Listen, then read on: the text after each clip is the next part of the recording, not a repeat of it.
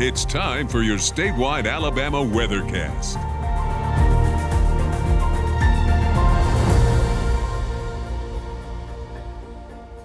It's time for your statewide forecast here on the Alabama Weather Network. Good morning. Here's what we're watching for today and this week. Temperatures continue to be above normal through midweek, but our drought conditions are going to stay with us for the foreseeable future. But we've got a little taste of fall coming by late week thanks to some northeasterly flow. Not much patchy fog out there across Alabama this morning. We've got a little bit down around Troy, some around Coleman, and in the normally fog-prone locations, the river valleys of North Alabama. That fog will burn off pretty quickly as we go through the morning. You can see just a little bit of that from our bald rock cam in St. Clair County, 69 degrees. A beautiful sunrise there almost directly in the east as we're very close to the fall equinox. The coast here at Gulf Shores bathed in golden sunshine, 71 degrees. It's going to be a beautiful day along the beaches of Alabama like Dauphin Island.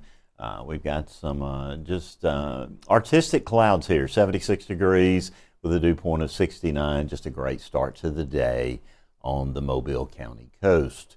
Here are low temperatures across Alabama so far this morning. 61 is the most common number from Gadsden to Huntsville to Hamilton. 68 at Gulf Shores and Dothan on the other side of the scale, as well as Andalusia. Our futurecast over the next several hours shows partly cloudy skies developing, mostly fair weather cumulus across the area today.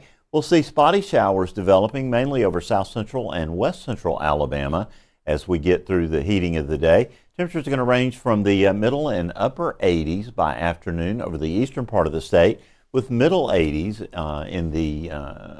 with middle and upper 80s in the middle part of Alabama and lower 90s over some portions of west central Alabama. You see those isolated showers starting to form by mid-afternoon. They'll die out as we get into the evening.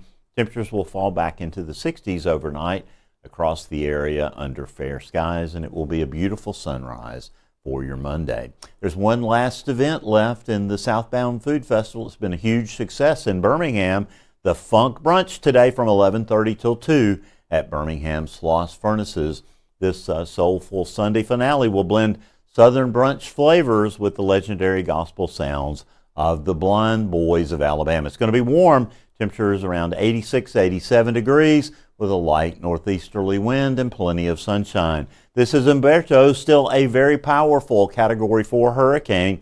It will determine the steering of what will eventually be Tropical Storm Imelda. This is TD9, Tropical Depression 9 here between the Bahamas and Cuba this morning. This system moving to the north-northwest. It's eventually going to be pulled to the east by Humberto. Here is Humberto with that 155 mile per hour rating as viewed by satellite, turning to the north and northeast eventually over the next several days. It will pass west of Bermuda, bringing tropical storm conditions potentially to that island, but no impact to the United States other than enhancing the waves and rip currents all the way from Florida to New York. Central pressure this morning on that storm, a dizzyingly low 929 millibars. Tropical depression number 9, the 7 a.m. advisory already in from the Hurricane Center.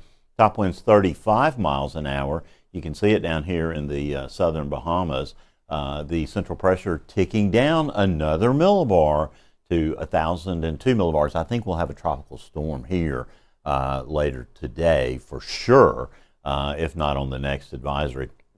The system will become a hurricane late Monday night into early Tuesday, and then as it parallels the east coast of Florida, it will begin to slow down Tuesday and then make this sharp right turn in response to the break in the ridge that Humberto will cause as it also turns to the north and northeast around the subtropical ridge. This system will then potentially threaten Bermuda by Friday. Boy, they've had a year out there. This is the GFS. It's what I'm going to use to tell the story, and you see our tropical storm and our hurricane here by this evening, spreading rain through the Bahamas, very close to the east coast of Florida. Tropical storm watches and warnings are in effect on the east coast of Florida as what will be Imelda moves to the north-northwest. Showers and thunderstorms will begin approaching the southeast Atlantic coast of the United States there,